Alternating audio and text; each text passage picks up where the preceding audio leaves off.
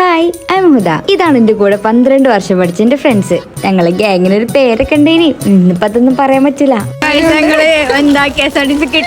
പോയതാണ് കിട്ടിയില്ല.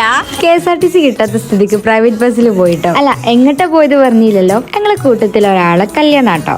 അപ്പൊ ഫസ്റ്റത്തെ കല്യാണം ആയതുകൊണ്ട് ഞങ്ങൾക്ക് ഭയങ്കര പൊലിവുണ്ട്. അപ്പൊ ഡ്രസ്സ് എടുക്കാൻ വേണ്ടിട്ട് പോയതാ ഞങ്ങൾക്ക് ആദ്യം നല്ലൊരു പ്ലാൻ ഉണ്ടായിരുന്നു കേട്ടോ. നമുക്ക് ഡ്രസ്സ് കസ്റ്റമൈസ് ചെയ്യാന്ന്. അങ്ങനെ ഇന്ന് ഫുള്ള് മഞ്ചേരിയങ്ങാടി തെണ്ടാൻ വേണ്ടിട്ട് മാറ്റി വെച്ചത് ഞങ്ങള്. അങ്ങനെ ആദ്യം ഞങ്ങൾ കസവക്ക് പോയി. അവിടുന്ന് പ്രത്യേകിച്ച് ഒന്നും കിട്ടിയില്ല. അപ്പൊ ഞങ്ങൾ വിചാരിച്ചത് നമുക്ക് ഡ്രസ്സ് എടുത്താലോന്ന്.